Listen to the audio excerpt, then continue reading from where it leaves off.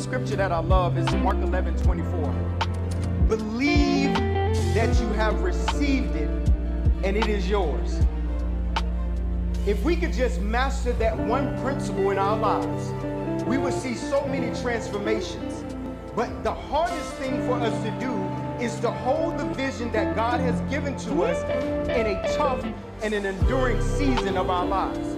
I want you to see whatever that thing is on your vision board, whatever that thing is in your heart, whatever that thing is in your journal, whatever that thing is that you've been praying to God about. I want you to see it already happening now. Not in the future, now. Not 10 years from now, now. So when you have a vision locked in your brain of what will happen, not what might happen, what will happen, everything begins to alter itself to come into your orbit. I see a few people getting it. If God showed it to me and I hold it in my heart long enough, everything is going to move in my favor. That's when I have these rare and these confirmation occurrences. That's when you bump into somebody at the grocery store random and they have the very information that you've been looking for, and you say to yourself, oh, this is so much confirmation. It's not confirmation. It is your divine power to create your reality.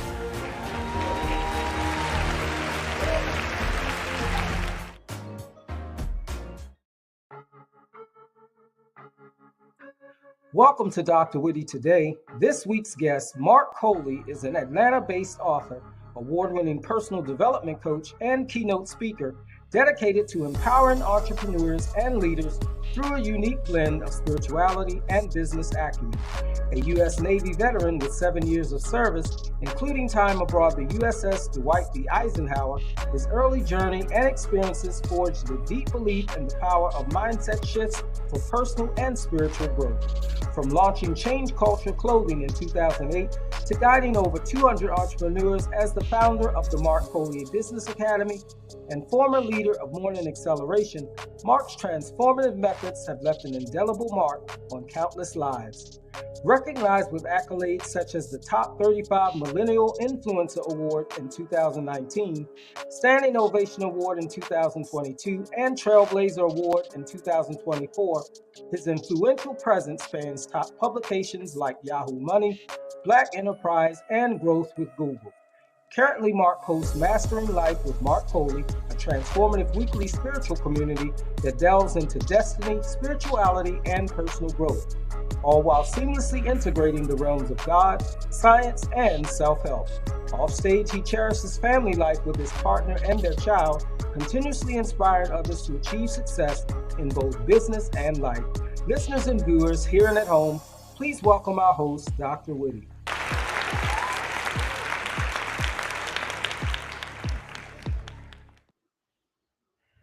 All right, welcome to all our listeners and viewers who are streaming live right now. We truly appreciate your viewership and hope you find blessings in something that you take away from today's show. Mark Coley, how are you feeling, my friend? I'm glad to have you here on Dr. Whitty Today. I'm outstanding. I appreciate the warm welcome, and I'm blown away by the whole introduction. Like, it was amazing. I'm like, oh, that's me. So thank you. All right. Glad we could put a smile on your face. Thank you. I'm so grateful and excited to have you on the show. So let's not keep our listeners and viewers waiting. We're going to jump right into it. Okay. So let's say from being in the Navy, right? Mm-hmm. How did the discipline and structure of your Navy experience shape your approach to business and personal development?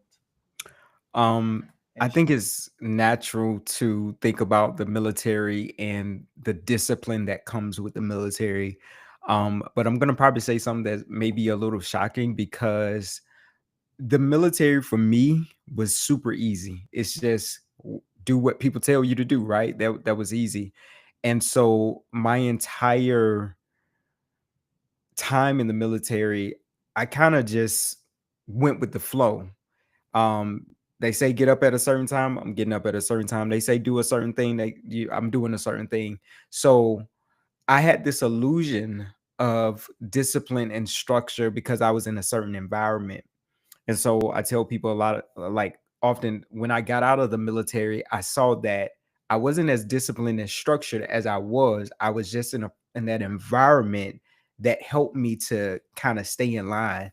And so what the military did for me was give me the awareness, especially upon exiting, that discipline is something that has to derive first within yourself, so that no matter what environment that you are in, you can maintain that posture, that structure. And so now I live a more structured life as a result of having that awareness. But what the military did do for me, it got me out of my comfort zone. It exposed me to how an organization is ran, and that in turn adds to the structure that I have in my life, knowing that things have to have a routine and a systematic approach for it to be beneficial. Great. So I think as I heard you talk about that, you said it was easy. So I would imagine that you grew up with some structure and discipline, right? Yeah, yeah, yeah. You uh, already know. even Yeah, even my time in the military, I just thought back to, I would say things like, man, thank God. I'm so glad that I learned how to listen or learned how to do certain things. But there were some things that I was really out of my comfort zone, like waking up early in the morning, Yeah, yeah. or just doing so many things in 10 seconds. Yeah, and of course the exercise. So I think I said it on a broadcast before. I never knew how many things I could do in Yeah, 10 seconds because yeah, everything was do this and then they count from 10 to 1, and if you wasn't done, you was pushing. yeah, yeah, yeah, yeah. So yeah, Everything so is rush, rush, rush in the military, especially in boot yeah, camp. Hurry up, hurry up. yeah, Like, why are we rushing? yeah. All right. So can you share a pivotal moment during your military service or early in your business career that fundamentally altered your mindset about leadership and success? Listen, several story comes to mind. Actually, I spoke in Miami. I want to say 2 weeks ago now, about a certain situation, but one that I feel like supersedes that. I'll share that one. In the Navy, we had to get like board certifications within our command, and what that meant was you would study for like a qualification, or like a qual is what it was abbreviated as. And so the particular command I was at, the thing was you had to get your wings, which was an aviation qualification. So you come in, they're going to kind of give you time to get yourself situated. They ain't going to throw it at you the next day, but it's definitely on the radar that this is something that is smiled upon. It's looked at when they're looking at promoting you. And I'm just gonna be honest, like I wasn't feeling it because it didn't align with my job. So I was at that particular command, but I worked in administrative job. So that part of the command was kind of like Mars to me. It was just foreign. And it just got to the point where I kept getting pressure, like, Coley, when are you gonna get this? When are you gonna get this? And I'm just let's just going with the flow, not really interested in invested in it. And so eventually I got pressured in, like, this is something that is required of you, or there's going to be consequences. Like, oh, okay, let's do it. And I do it, and I fail horribly because I'm not really invested in it. I'm only doing it to get people off my back, right? And I remember overhearing some of my shipmates, is what we call them in the Navy, my shipmates, my colleagues, saying just pretty much badmouthing me, like, like Coley's not really into it. Like just, I can't remember exactly what they said, but I remember exactly how I feel. Shout out to Maya Angelou. I knew exactly how I felt upon hearing that. I felt belittled. I felt like you don't know who you're talking about. And that energy was directed into, I believe that night I went home and I started studying, and I got committed to that thing, and I got deep into it. I was memorizing stuff. Like, I was really invested in it, because it's like, wait a minute, who you think you're talking about? And so when it was time for the board, because you got to stand in front of your superiors, and they ask you all of these questions, and I'm sure you know what how the board is, even in the Army, like, it's intimidating time. And so I'm standing up there, they're asking me the questions. I'm boom, boom, boom. I'm killing everything that they throwing at me. And I walked away without even knowing, like, because they haven't officially said you passed or fail, but I knew it. Like, I was like, I got that. And so I took that energy from that experience to say, I can really, literally do anything that I put my mind to.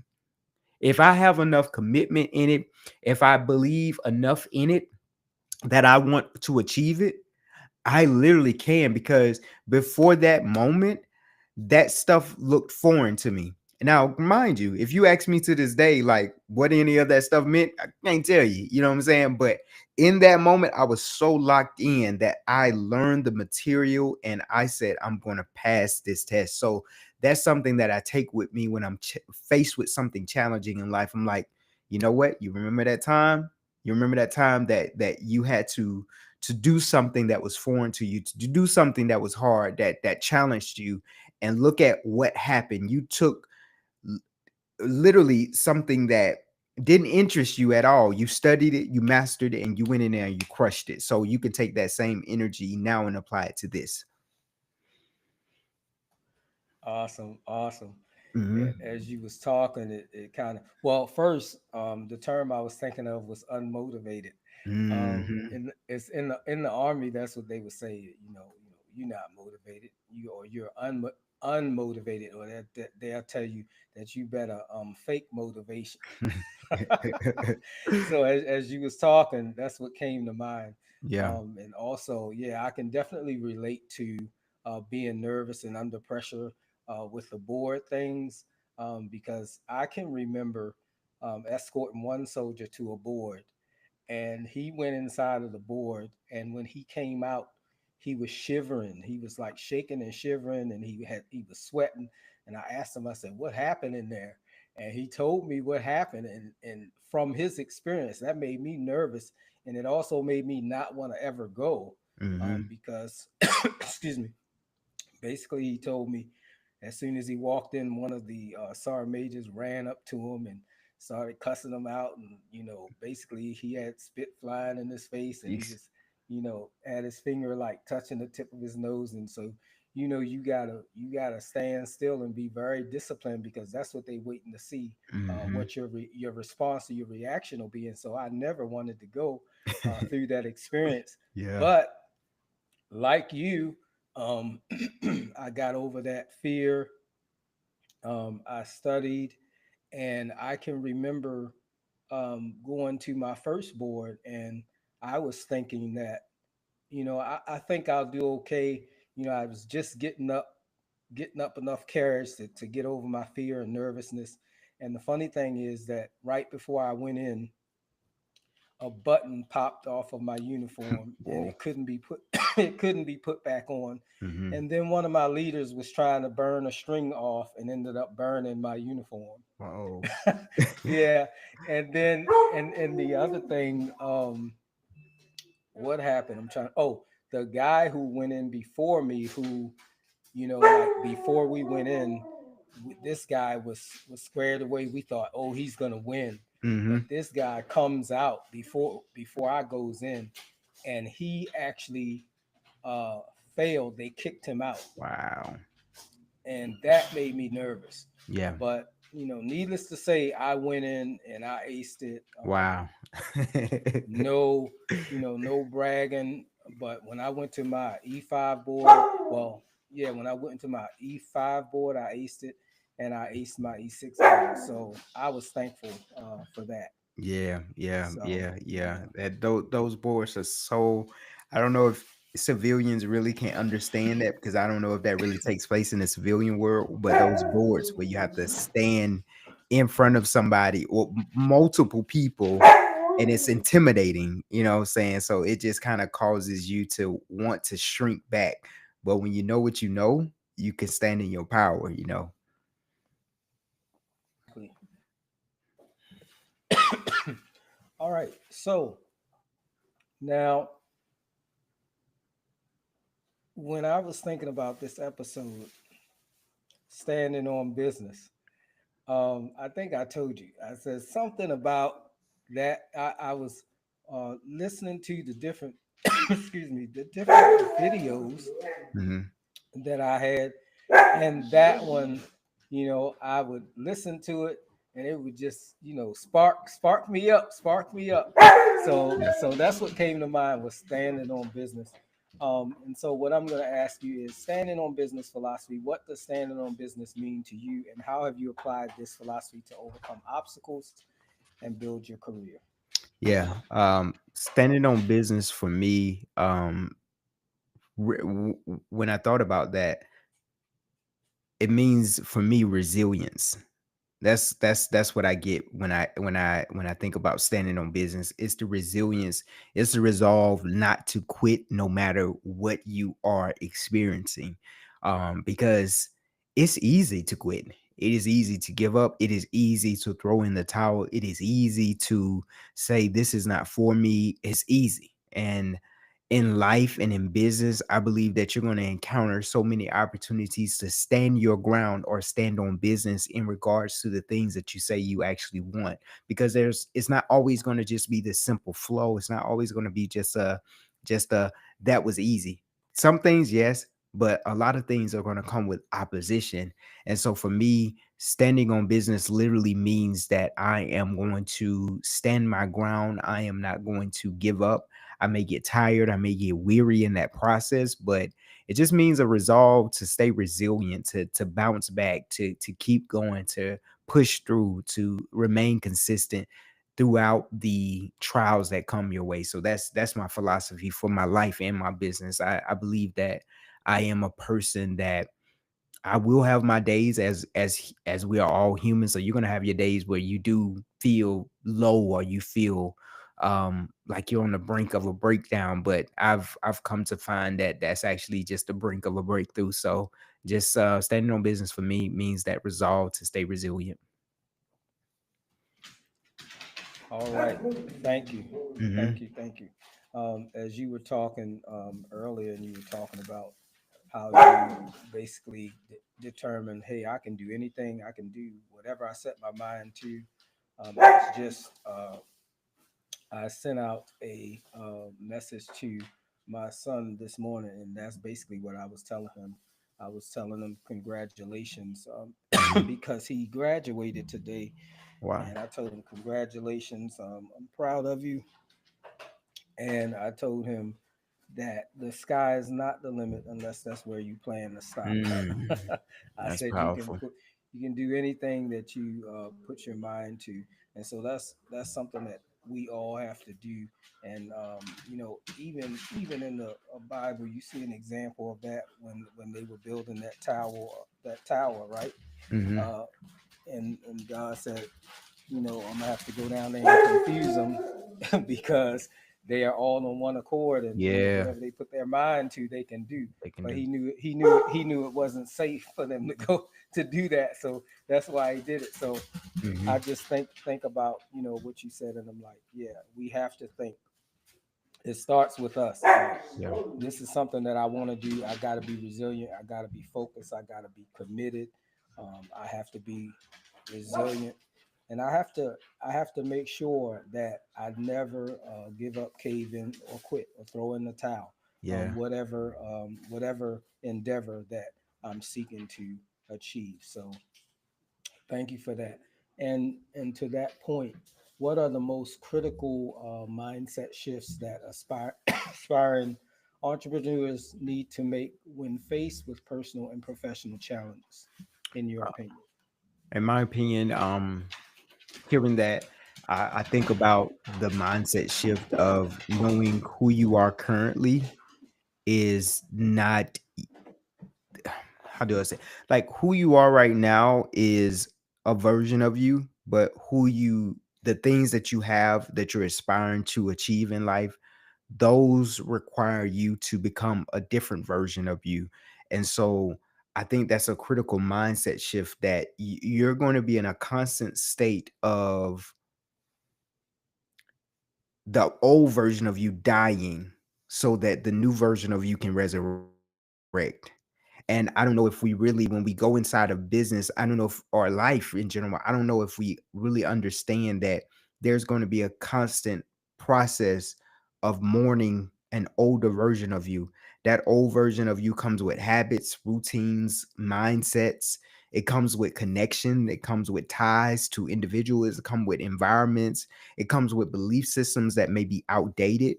And so all of that at a fundamental level has to be challenged when you start talking about growth, and you start talking about development, and you start talking about, this is the version of myself that I desire to become, because those two cannot exist in the same entity, which is you, which is your consciousness. So one of them has to be stronger than the other. And so a lot of times when we're talking about that mindset shift, it's hard for people to really grasp that next version of themselves, because they're still trying to hold on to who they are, who they believe themselves to be. So that's one of the greatest mindset shifts, that you're going to be in a constant state of evolving, and you must also be okay with letting go of who you were to become who you are. Thank you. Mhm. Thank you. Let's see. Okay, so navigating transitions. Your journey from the Navy to high stakes entrepreneurship wasn't smooth. So, what unexpected challenges did you encounter, and how did you navigate them? Yeah, it's got plenty of those stories as well. I I believe myself to be, of course, a very spiritual person. So I believe that it was time for me to exit the military. I prayed about it many, many, many times, thought about it many, many, many times, thought about, if I stay, what can happen? If I leave, what can happen? And ultimately, of course, I decided to leave. I just felt within myself that this season of my life is over, and it's time for me to venture into the next version of myself. Now, with that, what I thought that meant was, when I left the military, business was just going to magically start booming.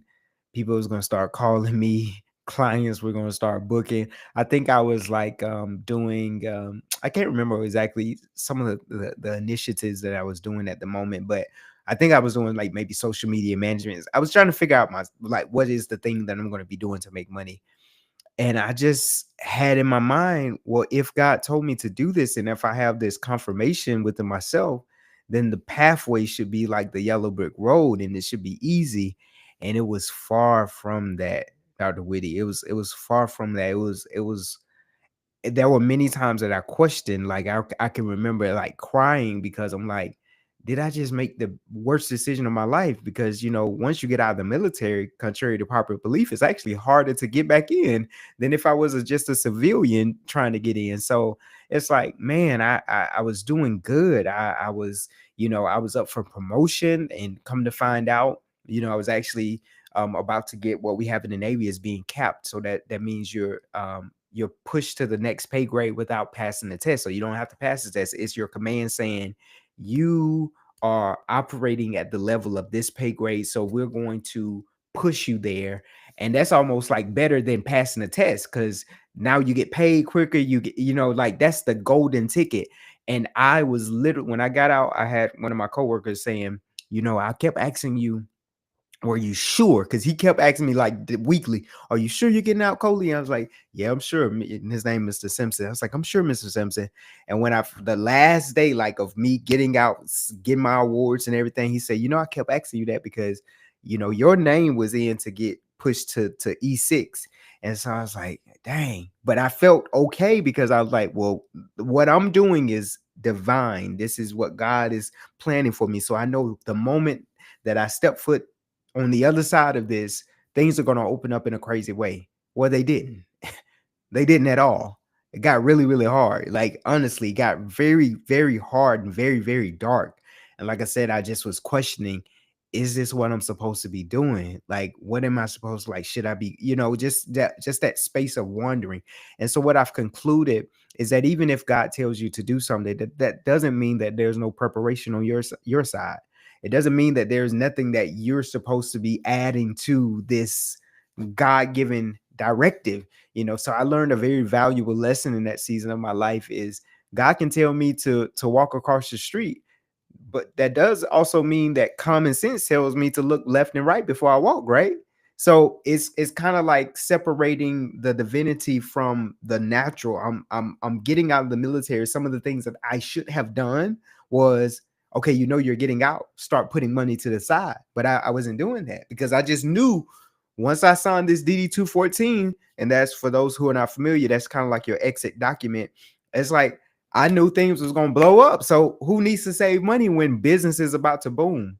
But the boom that I got was the reality check that hit me. And I managed to persevere, the resilience, as we talked about a few questions ago.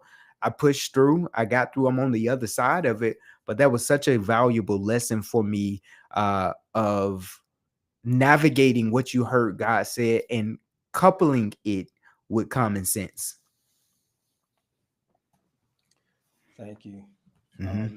Yeah, because a lot of times if God said it, it's gonna be peaches and cream. But Yeah. a lot of times, most of the time, when He tells you or puts something on your heart to do, like you said, you got to prepare.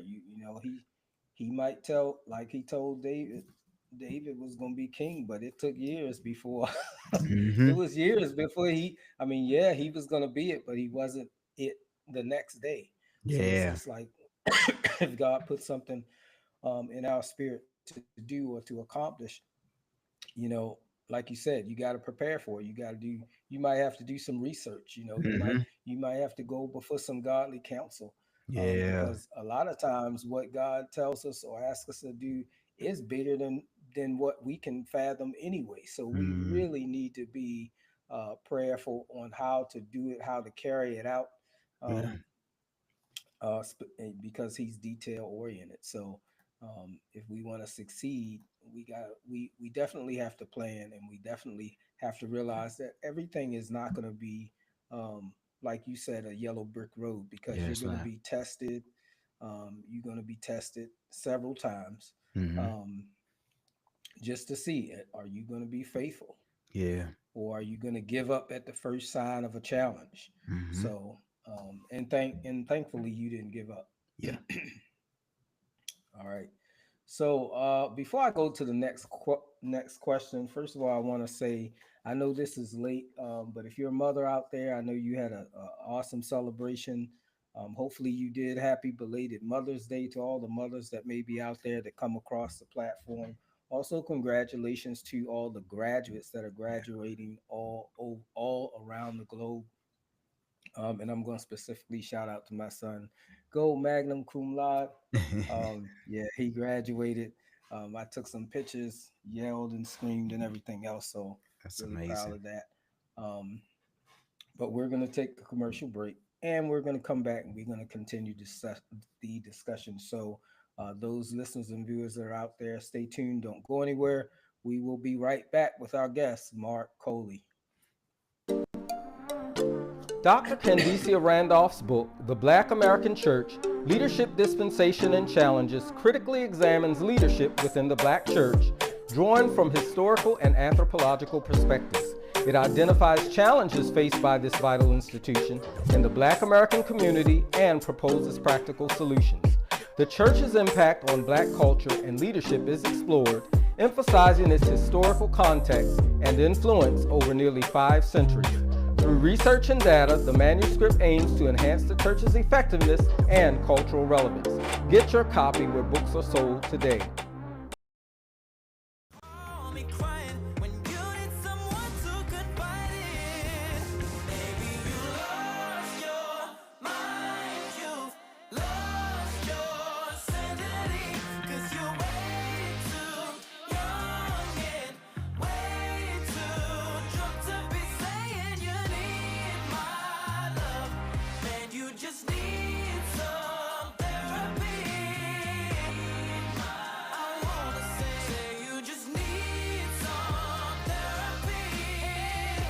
Life is a beautiful, complex journey, but amidst the hustle and grind, how often do we stop and ask, are you okay? Introducing Are You Okay? A mental health and well-being check-in and conversation, the groundbreaking book by Dwayne Wiggins Jr. With a sincere heart, Dwayne takes you on a journey that reminds us all mental health matters. This powerful guide encourages open dialogue about mental well-being. showing how vulnerability fosters healing, connection, and understanding. It's a call to reflect, reach out, and break the stigma around mental health. Together, we can build a community rooted in empathy, support, and understanding. Start your journey today. Pick up Are You OK and spark meaningful conversations that truly matter. Because when we check in on each other, we grow stronger together.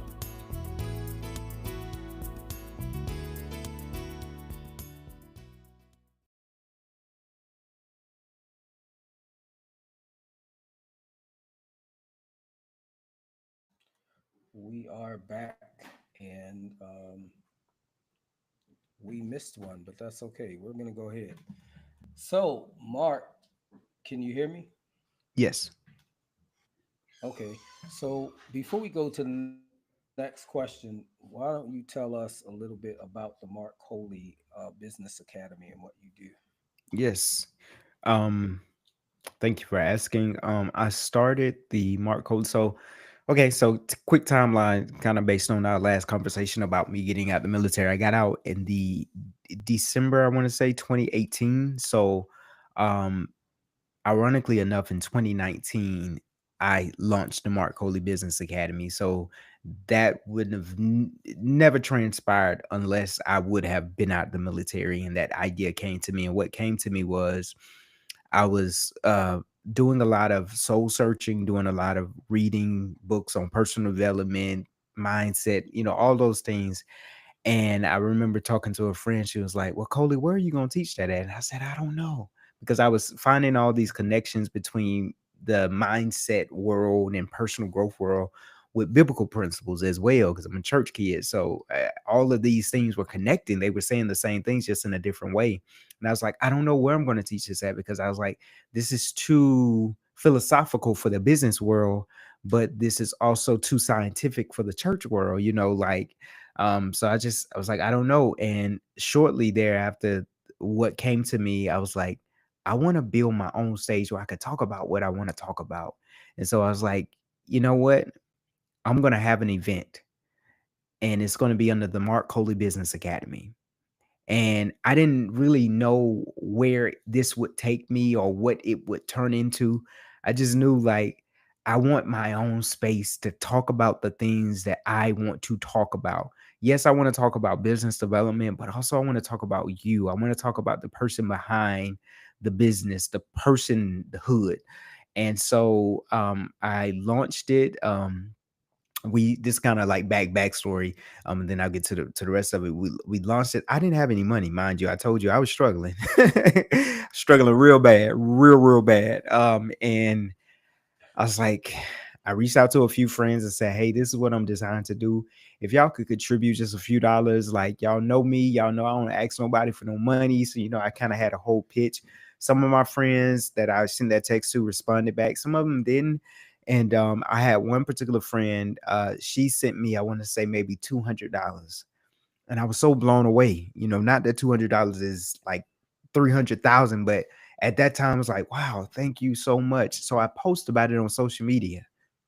That turned into a tsunami, because other people started like, hey, I want to invest in it. And over, like, in less than a month, we had generated $4,000 for me to launch it, for me to even take it on tour. Like, I went to Chicago doing it. I went to Columbus, Georgia. I did 2 events here. Um, I paid for my friends, which were acting as my administrative team at the time, to go with me. So it was like really cool. And then from there, I launched a program called the 6 a.m. Accountability Call, which has been featured. That's where I got featured in the Black Enterprise. And we've been doing that program for 5 years, and waking entrepreneurs up at 6 a.m. in the morning, almost like a spiritual boot camp, mindset boot camp. And so the Mark Coley Business Academy, although it was built around the business, but I think it has transformed into the business of the individual, right? And so we tend to draw a lot of entrepreneurs, visionaries, creatives into the program. And instead of, because initially that's what all we was working on. We was working on your business. What's your business pitch, the marketing. But now we're in a place where we work solely on you as the human being, the personhood. And so that's what we do. I almost feel like I'm the what's the guy from X-Men, the one that sits in the chair? I feel like him. Like, and my school is like the school of the gifted, you know, like, because we're not working on just the business, we're working on you, because I realize if you work on the person, the business improves. Yeah, I could look. I know who you're talking Yeah, you about. know, I is cannot think of the guy's name, yeah, but it's interesting. Like you said, you didn't know what you was gonna do. You launched something and you stepped out on faith. You got together with your supporters, and it's funny because um, I've been thinking a lot about that also. How am I gonna do this or how am I gonna do that? And I've also thought about well, let's just take this podcast for instance. I had been telling myself, oh, I want to do this podcast, and I would just keep having it in my head and I would mention it. But then one day I said, you know what? I keep saying that. I keep saying I'm not deciding on a particular date or whatever. So I just said, you know what? I'm going to launch it this particular day. And I did it and have done it ever since. mm-hmm. And so I've also been thinking about, like you said, you had an event and I, excuse me, I've been thinking about doing that as well. So I'm thinking about what I want to actually discuss or talk about and how I want to shape the event. So I'm glad that you mentioned that because that's probably the place where I am right now, Yeah, deciding on what, because, and you have to, because you can't wait for anybody else to do it for you. You can't wait to get any motivation from somebody. Because you may never launch it. You may get yeah, somebody who tell you you can't, just because they couldn't, you can't. mm-hmm, So mm-hmm. you got to make sure whatever you have in your heart to do, you got to do it, Yeah, because those it's real easy, excuse me, for you to um, develop fears and not step out and do what you feel like you've been chosen or called to do. So completely agree. cheers. Thank you. Completely agree.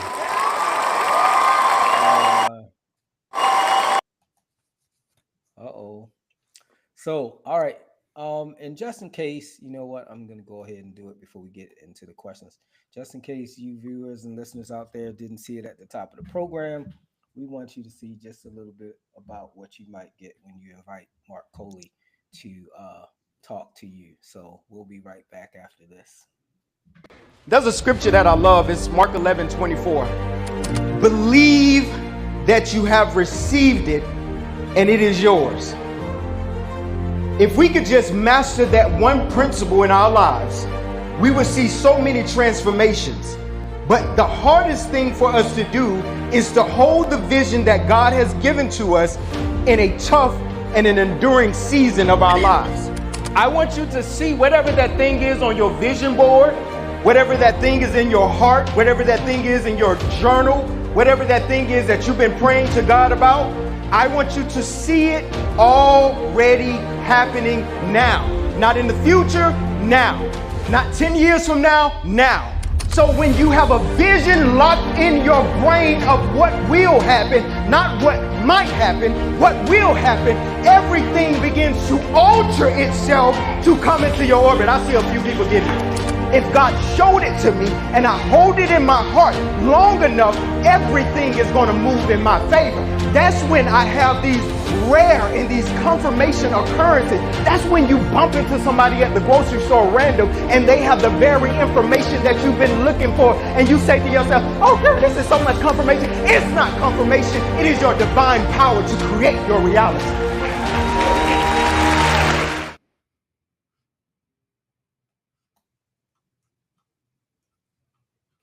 All right. That was an awesome one. I appreciate it. So that's what you'll get. You'll get more than that. That's just a little clip, but you'll get more than that. So yeah. All right. So daily practices for success. What specific daily practices or habits would you recommend that help maintain a resilient mindset and keep personal development at the forefront of business success?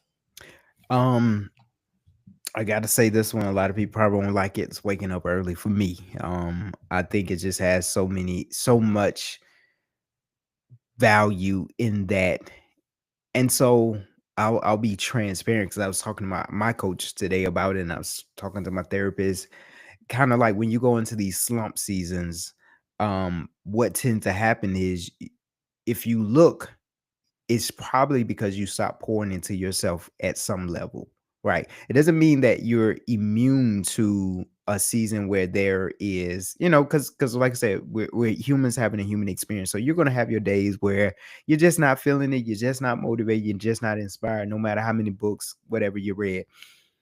But for the most part, I believe a lot of the disconnection we have with our dreams and our goals and just what we're doing is because we stop pouring into ourselves.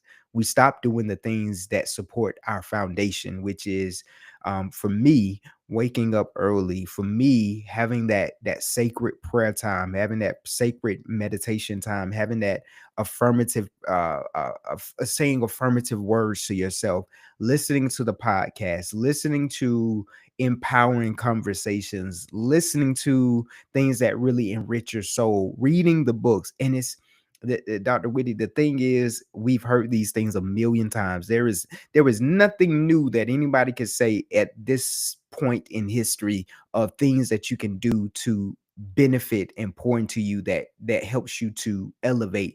It's the same things. The thing that we're missing is the discipline to continue to do them even when life doesn't give us the perfect moment to do so. Because everybody has a busy life. We got kids, partners, jobs, but side hustles, 10, 15 side hustles, side chicks. You know what I'm saying? I'm just playing.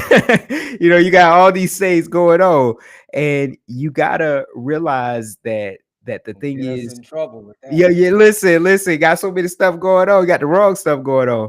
But you gotta stay focused on what feeds you, because if you are managing all of those titles and all of those roles, that means that you are being depleted. And when you show up in your business is taking something from you. When you show up to be a dad, a friend, a husband, a wife, whatever you're there to serve. So what's serving you? And so you can't wait on somebody to come and say, "Hey, let me speak a word into your life because you look like you're low. Let me speak a word." You can't wait for that. So you have to take the initiative to say, daily will I pour into myself. Daily will I have these habits, because this is what keeps me so full that now I don't serve you from me, I serve you from my overflow. I serve you from that which is abundant. I serve you from the part of me that I don't need because I am so full. But often we serve people when we're already depleted and we're still trying to show up in these roles and we're still trying to do it. We're trying to be creative. So for me, getting back and staying committed, and I'm human, and you'll hear me say this throughout the interview, because I want to give space for both. You're not a machine. You're going to fall off track. You're going to miss the mark. You're human. Embrace that, dance with it, but also know that when you are aware that you've fallen off, it's time to go to the mechanic and get that alignment done again. Because every car, no matter how new it is, eventually it's going to need an alignment. It's going to need a tune up. And that's what we have to do. I was talking to my coach today and he was like, "Well, what of the habits have you been doing?" I was like, "Well, I'm journaling still, I'm reading still, but I've been missing my prayer time. I've been missing my meditation time. I haven't been getting up as early, so it's all of those things combined helps you to have pivotal shifts in your life. It helps you to stay charged, spiritually charged, energetically charged. And I just think it cements a certain mindset and a certain energy that you carry throughout your day and throughout your life. Wow, thank you for saying that. Isn't it funny though?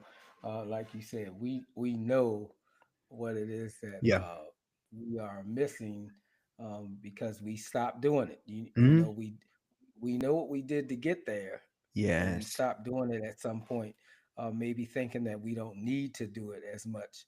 But the truth is, we whatever we did to get there, we got to keep doing it to stay there, right? Yeah. It's just like how I was talking to my personal trainer, um, just talking about physical fitness, and I told him, I said, he could tell that I normally that I had some experience in the gym, but I told him, I said, yeah, I would go like I said, my goal is to do it um, a year straight, because I had never done it a year straight. It was always 3 months or six Hmm. months or 9 months, and then I'd get what I was going for, and then I would fall off. Hmm. But you got to keep going if you want to reach higher heights and deeper depths. You Yeah. have to keep going, and you have to stay focused, and you have to remain disciplined. And when you think about it, all that means is you're gonna have to give up something, Mm. time. That's it. uh maybe you can't eat everything your eyes you see. Hmm. um you got to get off that seafood diet. Everything Hmm. you see you eat. You can't Seafood. do it, right? I know it's Yeah. like that for me, Yeah. because sometimes my eyes could be bigger than my stomach, so I have to Hmm. work on that. But I'm trying to think of something that you said. It'll come back to me. But it's interesting because we even have the example in the Bible with Jesus. He always took time to go and pray, or to go and Yeah. just be with the Father. And so we got to do the same thing. I think about everything that I have going on, how busy I am. My day begins at about 2 in the morning, and Hmm. most of the time I don't even get in the bed until after 10 o'clock at night. And in between, I'm doing lots of things, from work to cleaning to cooking to caregiving, to podcasting to motivating to Hmm. just whatever you could think of, right? Yeah. But there are times I'm like, you know what, I'm on strike today. And Hmm. they'll say, are you on strike? Yes, I'm really on strike today. And I will do nothing except lay in my bed Yeah. and only get up to maybe go get something to drink, or get something to eat. And I found myself more and more recently where um, I will just cut on music, mostly spiritual. I will cut it on, and I will, excuse me, I will be listening to it. I'll be sometimes I watch different ministries, but I tend to not really watch them. I will just play them Hmm. as I'm sleeping, and I will hear them as I'm sleeping. And so to me, those are things that I realize that I have to do, because like you said, you can't Yeah. pour from an empty vessel. Yeah. And I think a lot of times people, even though we have a heart to do certain things, it's a certain posture we have to make sure that we're in, Hmm. because it's just like a car. If you drive that car, eventually it's going to be on E, and you're going Yes. to have to fill it up. Yeah. Yeah. um Yeah. and even as you were talking about alignment, it just made me think of how you could have a car, and it is aligned, but like you said, after a while it's gonna be misaligned, and it Yeah. doesn't matter. Like, it'll go to the left, to the right, like you don't even have to do anything, it'll do it itself. So Yes. it's just like your life.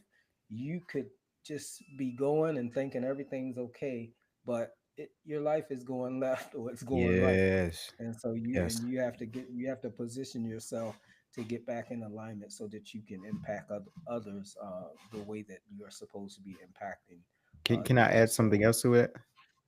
go ahead. Also, you made me think of how natural it is for us to understand daily I need to shower, right? You don't say the shower I took last week is good for today.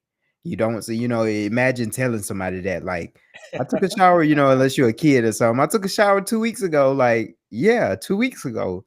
That was sufficient for that day.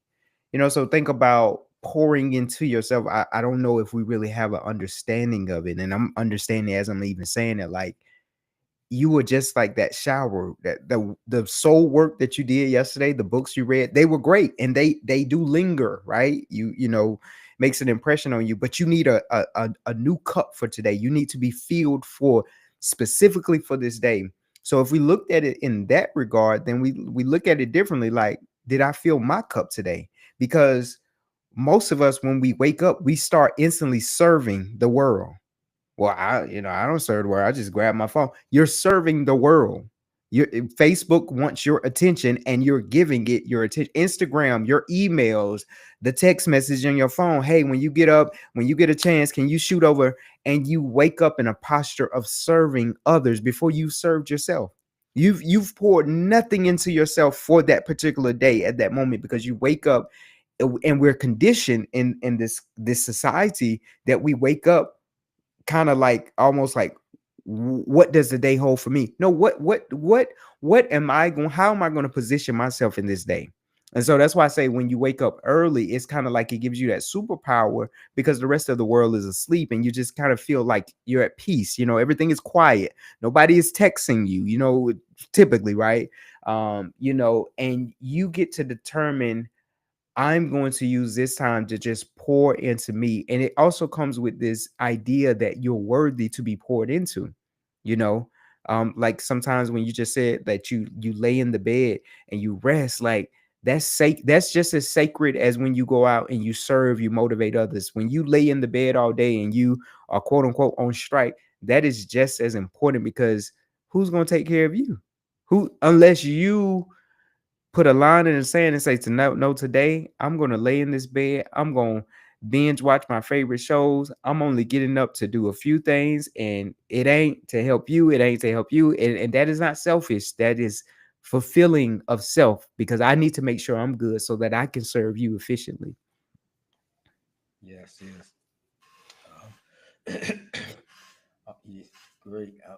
I, I'm going to come back to that, but I'm going to go to the next question. Okay. Empowering others. Since we're talking about that, you got to empower yourself before you can empower others, right?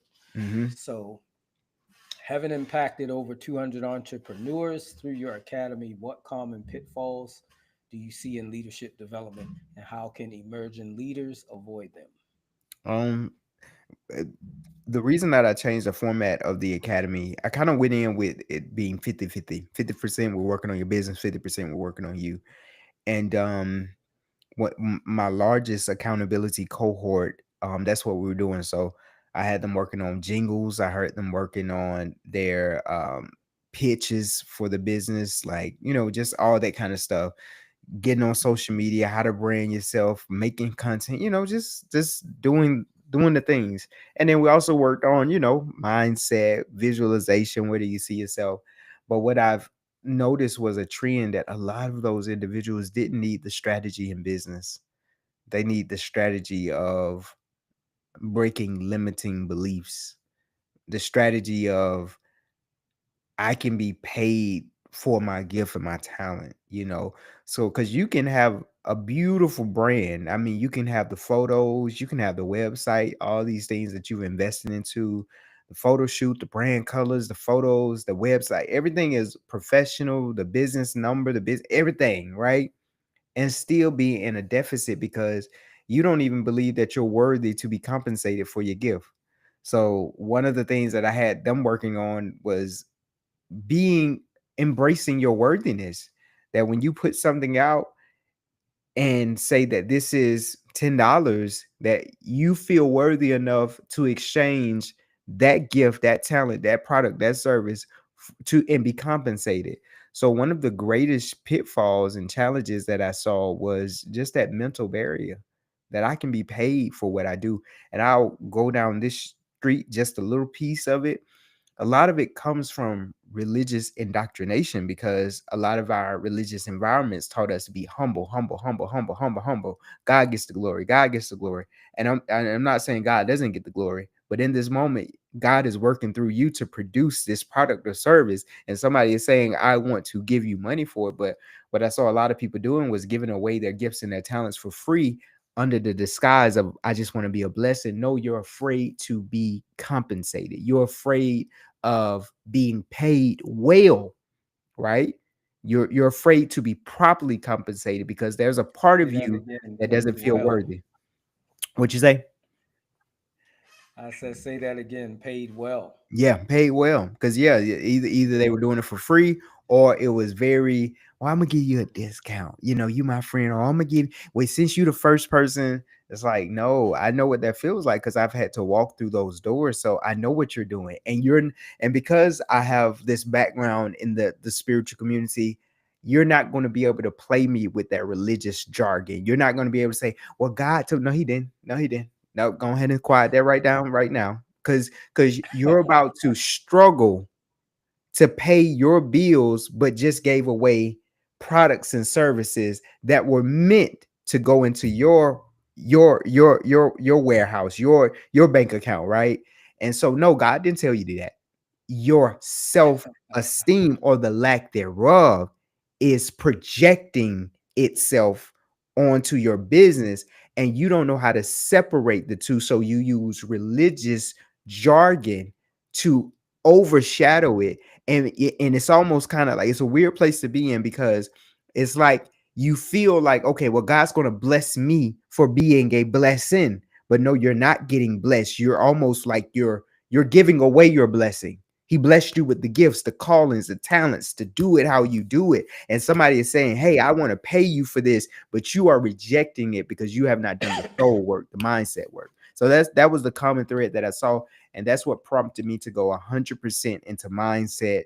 Soul work is what I call it. That's yeah. Because like I said, if I can get you to look at you differently and in a different light and better, then you're going to show up, or naturally you're going to show up in life and business different.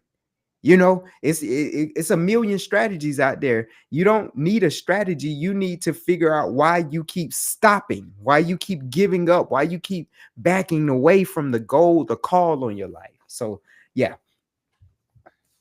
Wow.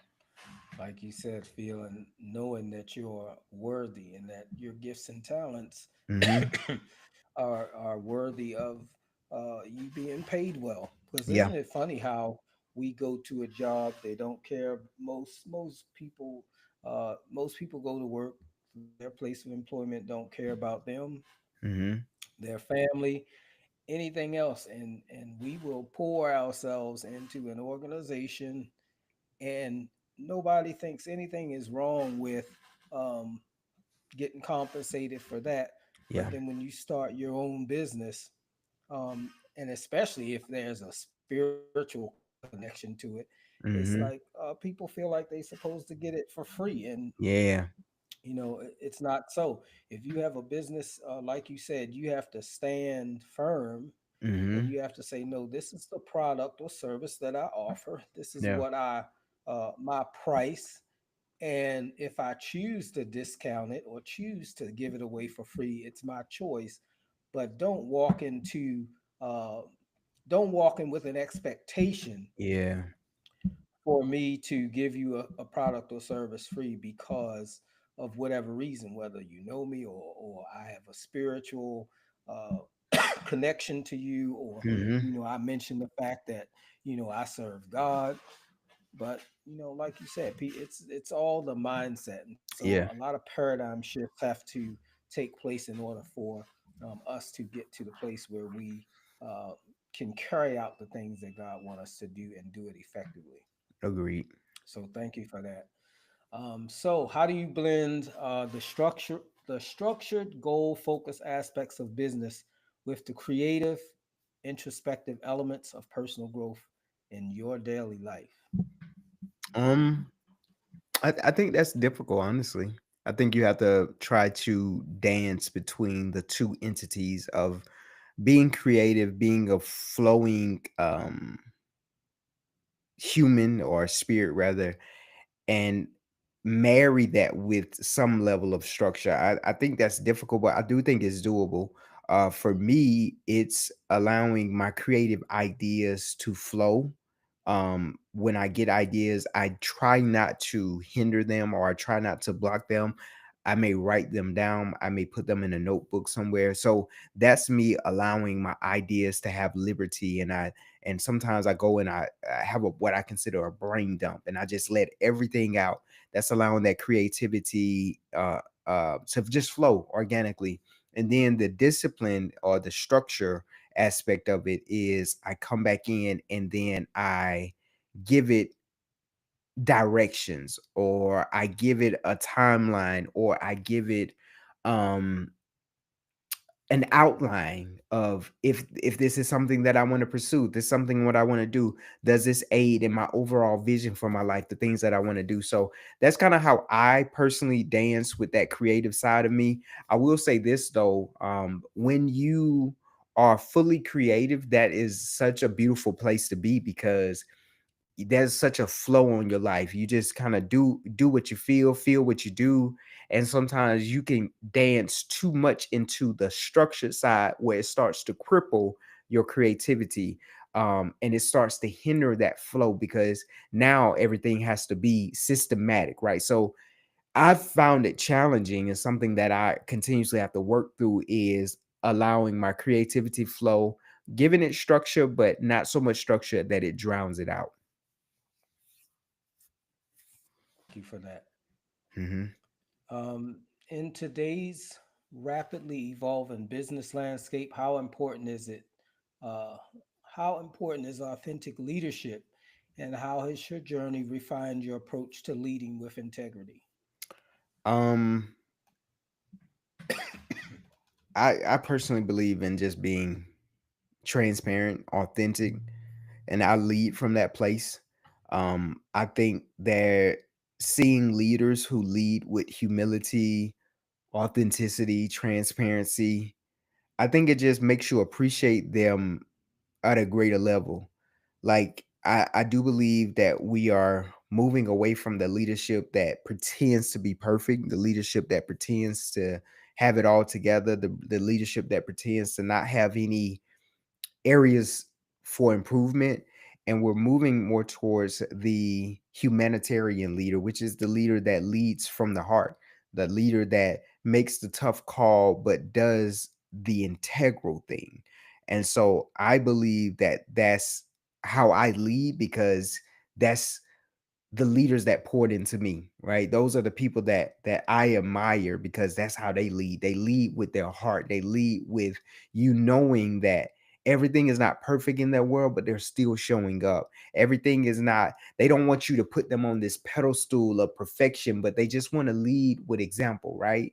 And so I love that type of leadership. And I think that's one of the most powerful ways to lead, because people don't when you show your humanity, people then decide if they want to follow you based on the true version of you, the authentic, the integral version of you. But when you lead from this place of perfection and almost like dictatorship, it's almost like you're forcing people to buy into an illusion. So they're following aimlessly this illusion that you've created. And so it's only a matter of time before you fall. It's not if, it's when. When you fall from that pedestal, now you disrupt this idea of who you were in so many lives. Like, oh my God, I can't believe my pastor did this. Oh my God, I can't believe this person did. Oh my God, I can't, because you put so much faith in this image that they created, because they didn't show you their humanity. And so when they fall, it disrupts you, it disrupts everything, right? But when you lead with authenticity, with integrity, with reminding people of your humanity, when you fall, because you will fall as well, it's different. People gather around you and they lift you back up. Coach, it's okay. Pastor, it's okay. Mentor, it's okay. Friend, it's okay. You're human. Like, they remind you of your humanity. So I just think that's the one of the most beautiful places to lead from. Thank you.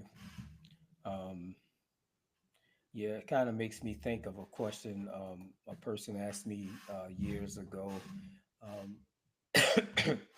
said to me that he said, "How is it that you are able to uh, forgive like you do, or look past certain things that people uh, have done, or have even done to you. First of all, nobody's perfect. I'm not perfect, and I probably did some things too. Not probably did do something. Mm-hmm. But what I said to him was, um, well, it's quite easy. I said, I never put anybody on a pedestal so high that they don't have room to fall off. Wow. Yes. So I thought that was interesting that you mentioned the pedestal, and that's what I said to him. And I said I never place, so that way, like you said, when they fall, I'm not moved, I'm not shaken. Yeah. I am the type of person who, okay, you fell. Now let's figure out why you fell. Let's get up and keep on moving. Yeah. And that's what we need. I'm not the type of person who, wanna say, oh well, see, I knew it. I told Yeah. you. Yeah. Like that's not me. I'm the one that is like, okay, you fell. Let's get up. Let's keep on moving. Mm-hmm. You got something that you got to do. So it's interesting. So I thank you for that comment. Yeah. All right, so last one, real quick. Looking ahead, what advice or mindset shift do you believe will be essential for the next generation of business leaders to thrive in an ever-changing world? I would honestly say do the work as soon as possible. Start doing the work on you as soon as possible. And I'll also say this because I still think it's somewhat prevalent. People bypass this work. They bypass the mindset work. They bypass the books on soul work, mindset work, forgiving, healing. They bypass the therapist. They bypass all of this and they invest a lot in the business, which is great, right? They invest in the marketing of the business. They invest in the all of the aspects of the business, and they forget about the business owner. They forget about the entrepreneur. And what happens is they tend to hit a roadblock in their journey and not sure why. Like, why am I hitting this?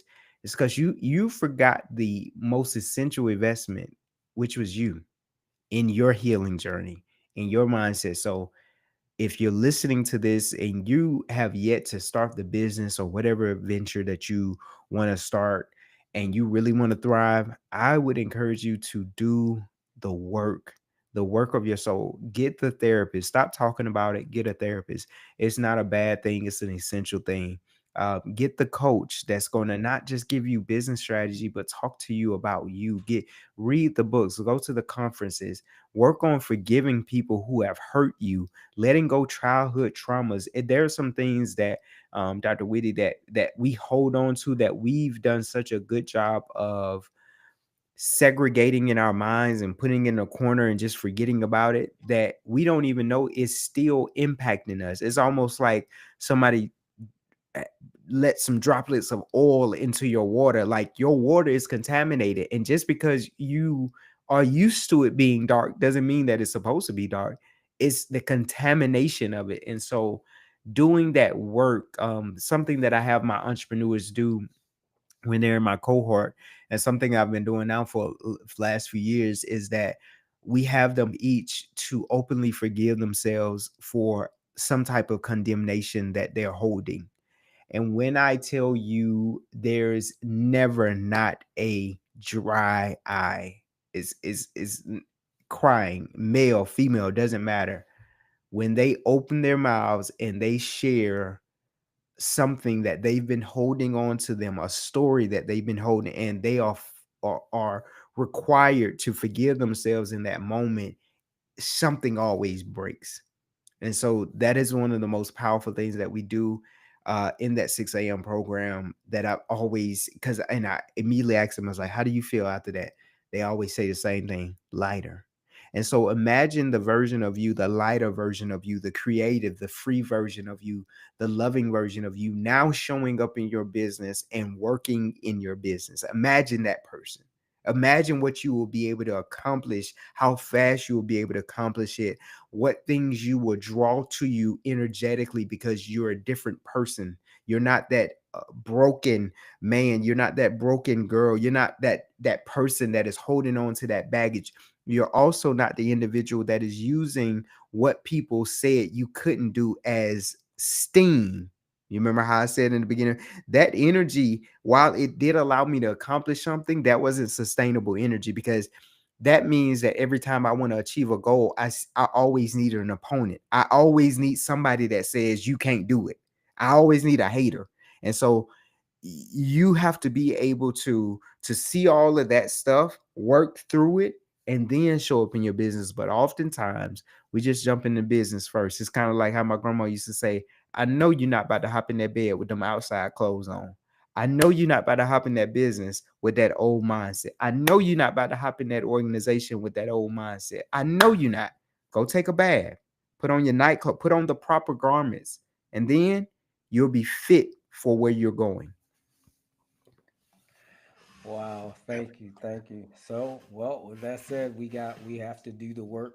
Mm-hmm. We have to do the work to heal so that we can live our life, the life that was created for us to live, instead of living our wounds. So, Uh, um, yeah, we could probably go on for another hour, but Mark, it's been so great having you on the show. Thank you We so definitely much. have to do this again. I cannot wait until the next time. So before we go, please let everybody know where they can find you outside of Dr. Whitty today. Thank you so much for having me. And I agree. Please let's do this again. ASAP. It was a great conversation.